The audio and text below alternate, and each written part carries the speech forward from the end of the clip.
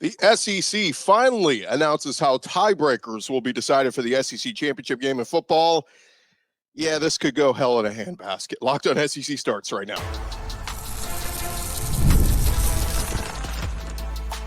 You are Locked On SEC, your daily podcast on the Southeastern Conference. Part of the Locked On Podcast Network, your team every day. And what's up, everybody? Welcome into Locked On SEC. It's great to have you guys along. On today's show, we'll touch on those SEC tiebreaker announcement, the Oklahoma winning a big O-line recruit, and the SEC quarterbacks ranked among all quarterbacks, according to 247's Sports. We'll run through some of those. I'm Chris Gordy. Thanks for making Locked On SEC your first listen every day. Shout out to Everydayers. We're free and available wherever you get your podcasts and on YouTube, part of the Locked On Podcast Network, covering your team every day. And today's episode is brought to you by Ultimate College Football Head Coach. It is a brand new mobile game that is completely free, has no ads, and 100% playable offline. Use the promo code LOCKEDON CFB, all caps, inside the game store to receive a free boost to your program. Begin your coaching legacy today. All right, we got plenty to jump into, but let's dive into it as the SEC has announced, finally, we've been waiting all offseason for this, but they have announced their tiebreaker scenarios. A lot of new with the SEC this offseason. Of course, you got two new members joining in Oklahoma and Texas. Still going to play the SEC title game in Atlanta, although it maybe loses a little bit of its luster now with 12-team playoff. But for the first time since 1991, there will be no divisions in the Southeastern Conference, SEC East or SEC West. And the SEC has announced the tie-breaking procedures, right? No East, no West. While it was possible for teams from the same division to finish with the same record in that format, breaking the tie was very simple. It was head-to-head. You played each other. Everybody in the East played each other. Everybody in the West played each other. So it was a very easy way to come away with a tiebreaker. Well, there's way more complications here because not everybody's playing everybody. So the SEC announced they will have officially 6 ways to break ties in the standings as the conference moves into a new era. The first one, a head-to-head competition among the tied teams. That one's easy, right? Georgia and, let's just say Georgia is 11-1, Texas is 11-1, and I don't know, Alabama's 11-1. Can you just take head-to-head? Well, I guess in that scenario, Georgia's playing both Alabama and Texas, so if Georgia beat Alabama and they beat Texas, but they lost to Auburn, Georgia's in as the 1 seed. I don't know. There's a lot of scenarios here. We're just trying to talk out what the most common cases are, but you get it, head-to-head. If, or let's say in this scenario, Georgia is, or Texas is 12-0, and it's Georgia and Alabama both 11-1. Well, they're playing each other, so whoever won that head-to-head matchup at Tuscaloosa, they go to the SEC title game. So that one's easy. B, they will go to record versus all common conference opponents among the tied teams. So, again, same scenario here. Let's just say it's Georgia and Alabama. And they're both tied. And again, this is defunct because, it would go to head-to-head because they play each other head-to-head. But, you would look at common opponents and who you played and what was your record against those common opponents. Very simple. This team went 5-1 against common opponents, and this team went 6-0 against common opponents. That team would go in. C, their record against highest placed common conference opponent in the conference standings and proceeding through the conference standings among the tied teams. So this is really, you start to really get into the weeds. So your record against the highest placed common conference opponent in the conference standing and proceeding through the conference standings amongst the tied teams, right? So, if you lost to a good team, great. If you lost to a not-so-great team, not so good. D here, they have cumulative conference winning percentage of all conference opponents among the tied teams. Again, cumulative conference winning percentage. So if you are 5-1 in the SEC, do the math, whatever your winning percentage is there, and so on and so forth. The last two, it really gets kind of silly. E, they put capped relative total scoring margin versus all conference opponents among the tied teams. there are a lot of people anti-scoring margin being determined in any kind of tiebreaker. Because, who's to say you beat up on Vanderbilt or whoever, should you get an edge for that? And then F, random draw of the tied teams. That one might be perhaps my favorite. Let's just have a random draw. But Greg Sankey in the SEC office, they had to think hard and long about how these tiebreakers would come into play. And like we said, without the divisions, the regular season conference champ will be named the home team for the SEC title game. For those looking to get into the nitty-gritty of this, well, the SEC has a 22-page PDF that I'm sure has all kinds of brain melting, just hurt your head kind of scenarios and explanations, but feel free to read that over at secsports.com. But the SEC did experience a three-way tie atop the SEC East standings back in 2003, and they had to scramble late in the season to figure out some tie-breaking procedures, and they incorporated the BCS standings and all this kind of stuff. But if they had not approved the change, then the league's athletic directors would have voted to break the tie. So we don't want 80s voting on anything. We want this thing to be proven out on the football field, right? It just gets a lot harder with, not everybody playing each other. But Alabama, they are the defending SEC champ. Georgia topped the preseason poll at SEC Media Days, receiving 165 votes to win the conference title. Texas was second with 27, and Alabama was third with 12 votes. Georgia, the betting favorites to win the SEC championship game, according to our friends over at FanDuel.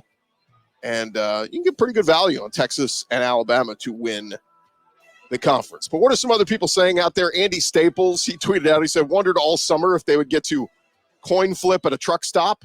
That's pretty much it. Brett McMurphy said, SEC championship tiebreakers. Disappointing the final tiebreaker is drawing names out of a hat and not a coin flip. He said, although I'm sure they would broadcast that live on the SEC network. You're damn right. Trey Wallace said, if the SEC has to use the random draw for its tiebreaker, the video conference and process sounds like FIFA group selection. Please have that broadcast on the network. Bud Elliott said, the new SEC tiebreaker procedure. He said, here's what I know. This will probably never get past C, almost certainly never past D. He's right. I mean, you got to have these scenarios printed out, but we're likely never to get to this point. Graham Coffey said, glad to see the SEC isn't using CFP playoff rankings for their tiebreaker, but I'm a little surprised. Can you imagine how good it would be to tune into a Tuesday night random draw to determine if Texas or Texas A&M goes to the SEC title game? And Aria Gerson said, the SEC's tiebreakers to football, similar to other sports, but there's a scoring margin aspect included. I don't love scoring margin as a tiebreaker, although it's unlikely to get to that point. Like I said, a lot of people don't like the scoring margin. It's silly. It's like, oh, well, you beat you only beat Auburn by 3, so sorry, you don't get as much cachet as this other team who beat up on Vanderbilt at their house. The SEC championship game set for December 7th in Atlanta will be 3 p.m. Central, 4 Eastern on ABC. First year, remember, everything shifting over to ABC away from CBS. But I said this. I mean, look, the SEC has a thing here where this thing could go very simple, right? You could have Georgia go 12-0. You could have Texas go 11-1. And then you could have like Bama and LSU and a bunch of teams at 10-2. That makes it super easy. And, that's the best case scenario. That's what Greg Sankey and the SEC are hoping for, that we just get this simple bing, bang, boom. We got it undefeated. We got a 1-loss team. Everybody else has 2 losses. Let's go. Where this thing gets really sticky, and this is not out of the realm of possibility. If you want to talk about how the schedules will play out, Georgia's got a tough schedule. Bama's got a tough schedule. Texas, Missouri, and Ole Miss all have relatively what people would call easier schedules. There's a world where we have 5 10-2 SEC teams all sitting at the top. And that is the world that Greg Sankey and the SEC absolutely do not want under any circumstances, but it absolutely can happen. And we'll run through later this week into next week about, our predictions and standings and records and all that. But man, it will really, really get ugly, because then you start to get into, well, Georgia lost to Bama, but they beat Texas, and Texas didn't play Bama.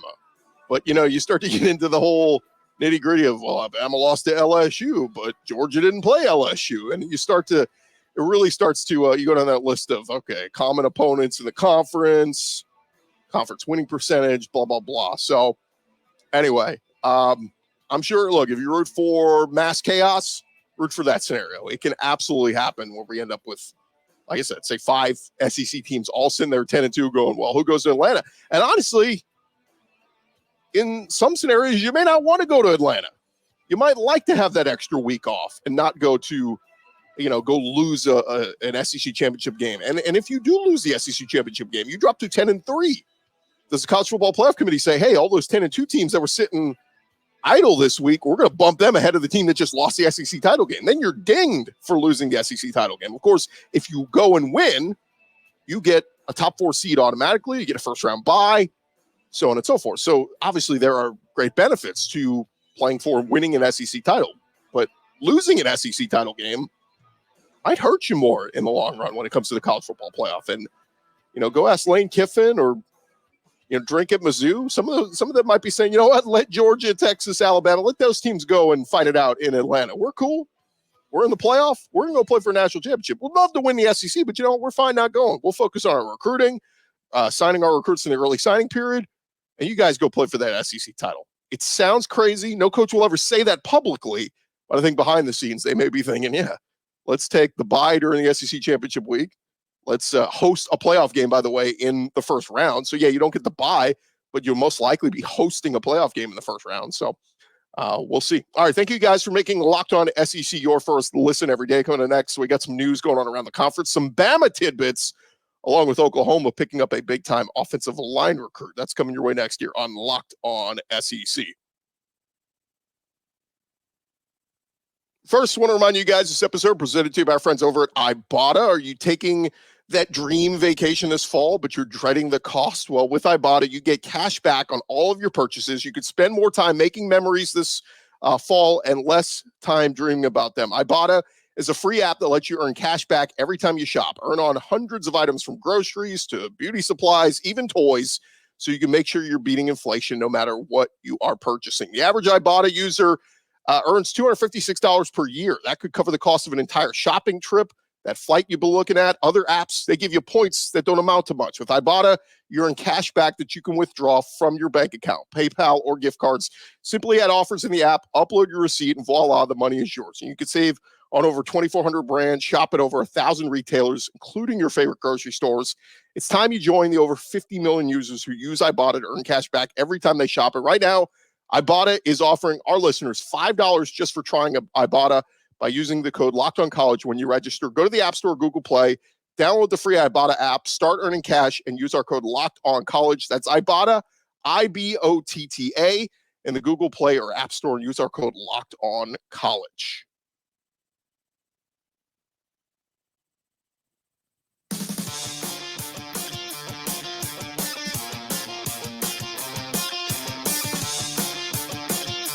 We're along here, Locked On SEC, and hey, look, college football is back, and it's not too late to catch up before the season kicks off. SEC, ACC, Big 10, Big 12, you can get it all from Locked On's stable of college experts by subscribing to the Locked On College Football Podcast. Who has a chance to make the playoff? What teams will cause chaos in their new conference? Everything you need to know all in one place. Be sure to follow and subscribe to Locked On College Football Podcast, part of Locked On Podcast Network, covering your team every day. All right, let's dive back into it. We got some news going on around the conference, and we head over to Oklahoma as they won out on one of the nation's top offensive linemen and best overall prospects in the state of Texas, picking up a commitment Wednesday from Michael Fasusi, I think is how we'll go, Fasusi. 5-star offensive tackle from Louisville, Texas, chose the Sooners over offers from Mizzou, Florida, Texas A&M. I mean, he had offers from just about everybody out there. 6'5", 295 pounds. He is the number 27 overall prospect, the number 5 offensive tackle, and the number 8 player from the state of Texas in the class of 2025. And just about everybody wanted one of these guys. Like we said, Texas really felt like they had a chance. A&M as well. They're considered the runners up. But Missouri, Florida, Oregon, they were all in on him till the very end. Texas had the momentum for him throughout the spring and early summer, according to 247's Sports and their crystal ball picks. But he will be heading to Oklahoma, and he brings some athleticism to help their passing attack next year, 2025. And very productive offseason, strong junior year. He reached that 5-star status in May of this year. And like we said, 247 Sports very glowing on him, and they think very highly of him. I think he's going to be really, really good. So that is a good get for the likes of Oklahoma. In other news, over at Alabama, the Crimson Tide, they are embarking on a new era under Kalen DeBoer, who replaces Nick Saban. And look, there's been a lot of talk about Alabama and the guys that they lost, but also the guys that they bring back. And obviously they lose a Caleb Downs, they lose Isaiah Bond. They lost offensive lineman Kadyn Proctor, who was selected to the All-SEC freshman team. He transferred to Iowa this offseason. But then later in the spring, he had about face, decided to go back to Tuscaloosa. And Proctor talked with the media about it on Wednesday. He said, quote, maybe a month and a half in, I just kind of started feeling like it wasn't the place for me, but it's all in the past, so it is what it is. When I got back, I apologized to Coach DeBoer because I knew when he first came here, his first week, those first couple days, I really wanted to give him a chance, or I really wasn't giving him a chance. He said, I just kind of started that conversation with an apology because I really didn't give him a chance. I had my mindset on leaving and not listening to what he was trying to sell us on. But a big get there for Kadyn Proctor to go back to Alabama, going to help solidify an offensive line that struggled at times last year, but he was certainly one of the bright spots on that O-line. Another note on Alabama, Ohio State, they're having their prep, getting ready for the start of the season. And Caleb Downs, the freshman stud safety that left Alabama, went to Ohio State. He spoke with the media yesterday, and he was asked about the talent level he's faced in Columbus compared to the SEC. And he said, quote, it's above or right at the same level, but it doesn't matter about the talent level. We have to be a disciplined team. It's all about playing every snap like it's your last. And then he made a bold statement that certainly caught a lot of people's attention. He said, quote, we could be one of the most elite defenses to ever play in this game. So Caleb Downs, all eyes will be on Ohio State to see if you guys have one of the most elite defenses to ever play in the game. He didn't just mean this year. He means ever. Be very interesting. All right. One more note on Bama. I told you there was several nuggets here on Alabama. Paul Feinbaum, a little bit skeptical on the Crimson Tide. Paul Feinbaum saying this week, I would declare the Alabama dynasty done. He said it was done before Saban left. It's really done now that DeBoer is there. So kind of interesting, but we'll keep an eye on what Alabama does. If they look at this point, realistic expectations for Alabama is, can you make the playoff? Can you win a championship every handful of years? As opposed to under Saban, the expectation was every year to win it all. And he did it a lot. But expectations change. One more note here. Greg McElroy recently predicted every team that will make the new 12-team playoff. And he said there's going to be a lot of teams in the SEC that are in the playoff discussion. He said there always has been and always will be. It's a remarkably deep conference. But Greg McElroy has 5 teams from the SEC making the playoff this year. I believe Georgia will be the number 1 overall seed. They will win the SEC title. He said it's 5 from the SEC that I think will make the initial 12-team playoff. Talked about Georgia. He said they still have the best personnel. They still have the deepest roster. They still might have the best quarterback in Carson Beck. He said, I think Georgia is going to be in the mix all season as the number 1 or number 2 team. And they will be measured against the Texas Longhorns. So you had Georgia rather, knocking off Texas, which would make Texas the runner-up and the 6th seed in the playoff. He had Alabama making it as the 7 seed, and then he has Ole Miss taking the number 10 spot, and LSU coming in at the number 11 spot. So again, he's got Georgia in, he's got Texas in, he's got Bama in, he's got Ole Miss in, he's got LSU in. As for McElroy's championship prediction, he said, I'm taking the Ohio State Buckeyes to win the national championship in 2024. He said, I think they have a super dynamic run game. Quinshon Judkins over there now. Chip Kelly calling the plays. He's their OC. He said the Ohio State Buckeyes over the Georgia Bulldogs for the national championship. Man, that would be, at least we get the SEC back into a national championship game after they were left out last year. But brutal to have the Big Ten win back-to-back national championships, Michigan and Ohio State. That would be a tough pill to swallow for a lot of folks. All right, still more to come here on Locked On SEC, part of the Locked On Podcast Network, covering your team every day.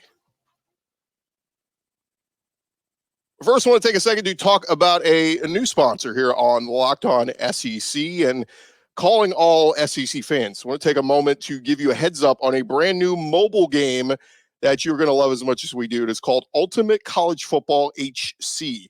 And in this amazing game and simulation, you get to step into the shoes of a head coach, lead your college football program to glory. Can you imagine actually being the head coach of, I don't know, Texas or Alabama or whoever, from recruiting players and hiring coaches, coaching staff to oversee training camps and handle school scholarships. You control every crucial detail of your program.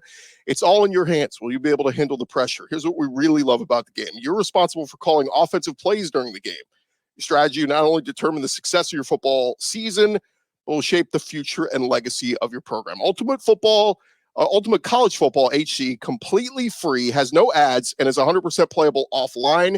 You can play on the go as you want and when you want to. And of course, we have a special offer for Locked On SEC fans. Use the promo code LOCKEDONCFB, all caps, inside the game store, and you're going to receive a free boost to your program. Make sure to take advantage of that perk, as it will get your team off to a strong start. Download the game. You just, very simple, go to the website, ultimate-cfb.com. That's ultimate dash, like not the word, the symbol, cfb.com. That'll take you straight to the App Store, whether it's the App Store on your iPhone or your whatever other device you use out there. Ultimate College Football HC. Begin your coaching legacy today.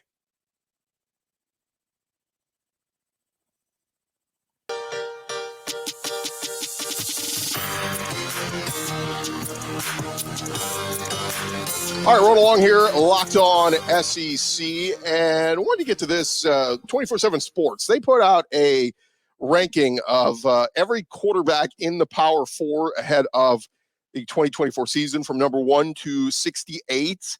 And with week 0 just upon us, they ran through the list. So I figured I'd run through the SEC players and where they have them ranked.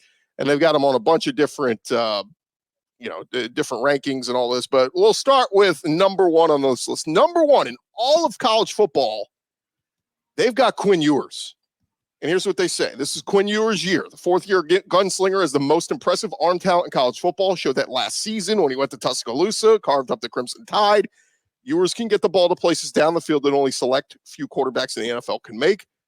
We'll understand the risks with Ewers. At times he's too relaxed. His mechanics get a little bit sloppy, but he's always poised and has steadily improved each season. The biggest question is if he can stay healthy for a full season, and that's what he hasn't been able to do these last 2 years. He's missed games.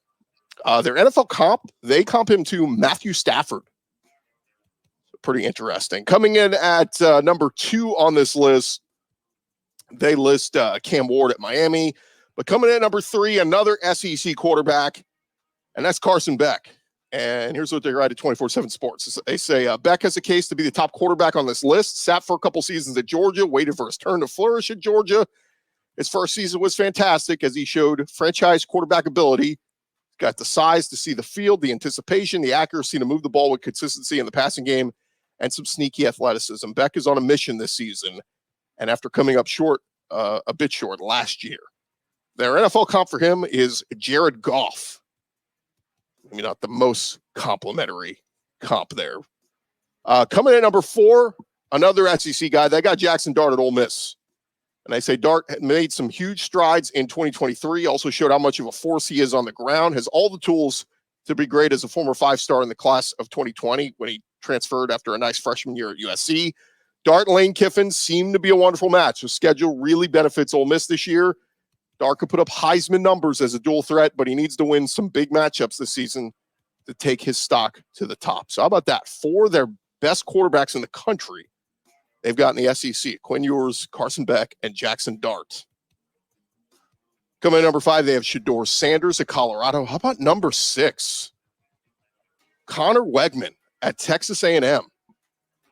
Here's what they say. Wegman went down with a foot injury after 4 games for the Aggies, but still managed to throw for almost 1,000 yards and 8 scores with 2 picks.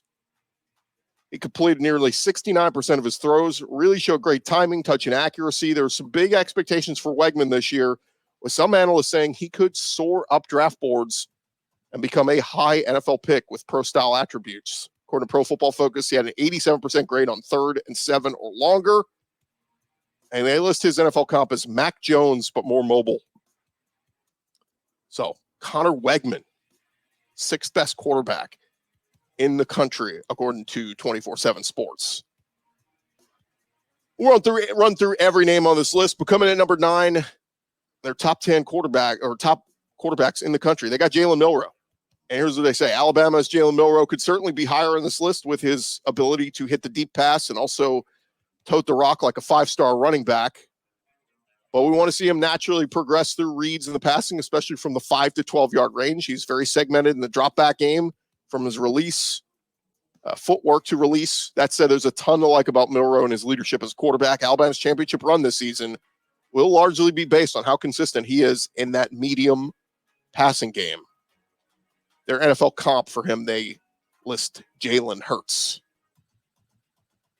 Coming in at number 10 on this list, it is Garrett Nussmeier from LSU, 10th best quarterback in the country.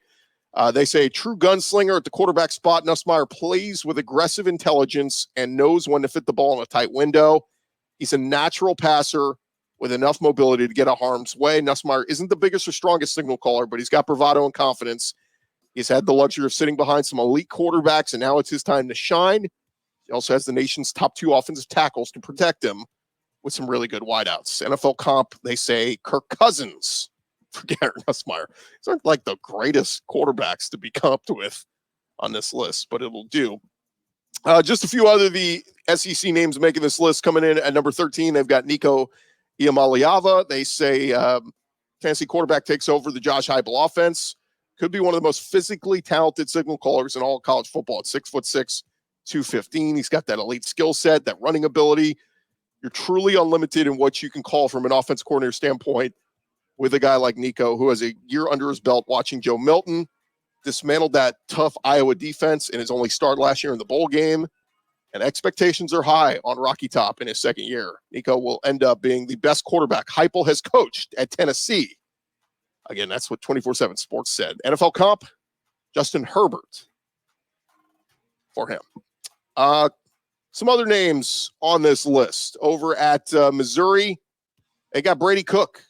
They say Cook is Mr. Reliable at quarterback from Missouri. He's got wide receiver Luther Burden coming back to throw the ball to. He's persevered while in Columbia as a low-ranked quarterback prospect. And 15th on this list of best quarterbacks in the country. High praise. Coming in number 18, they've got Graham Mertz over at Florida. They say game manager style quarterback, and we don't mean that in a bad way. Mertz can matriculate the ball down the field with rhythmic timing, coverage, anticipation, and ball placement. He doesn't have the most explosive arm talent, but he deserves more credit than what he's given. The red zone last year, he had 14 touchdowns, no picks. He could flourish this year with the right players stepping up around him. So that schedule is brutal for Florida. So that's the top 20 SEC guys ranked. We get outside the top 20. They list Jackson Arnold at 23 out of Oklahoma. They said didn't have the best fall camp, but will dominate if he shows more poise. Coming in at number 28 on this list, they've got Brock Vandagriff at Kentucky. They say a solid all-around leader that commands the offense, takes care of the ball. At 42, they have Taylon Green, who they say has infinite upside that Bobby Petrino knows how to mold. So he's one of those that could be a very fast riser this year. 46, they have Blake Shapen at Mississippi State. They said we saw a new and improved Shapen in the spring. That should put up big numbers there for the Bulldogs. 47, they got Lenore Sellers from South Carolina. They said in the same mold as Jalen Milroe or Orgy at Michigan. Sellers is a physical talent with huge passing upside. Does he have enough talent around him? Coming in number 54, Peyton Thorne at Auburn. Goodness gracious, that's low. They said with an exciting group of receivers around him, Thorne needs to get the ball vertical in 2024. And lastly on this list at 58, it's Diego Pavia over at Pavia at Vanderbilt. They said not afraid of primetime after upsetting Auburn last year while quarterbacking New Mexico State. Man, that's a blow for Auburn fans if you think of all these great freshman wide receivers you just brought in. And they still don't have much faith in Peyton Thorne. 54th quarterback in the Power Four. Remember, we said they ranked them, 1 through 68. So coming in at 54 on this list, Peyton Thorne, man, go prove the haters wrong, I guess. All right, that's going to do it for this edition of Locked On SEC. Thank you for making us your first listen every day. Now you can go make your second listen. Check out the Locked On College Football podcast from NIL deals to never-ending conference realignment rumors. Spencer McLaughlin getting you ready for an exciting season on the gridiron. You can find Locked On College Football in the description of the show, so you don't need to search. Part of the Locked On Podcast Network covering your team every day. I'm Chris Gordy. We'll talk to you guys tomorrow right here on Locked On SEC.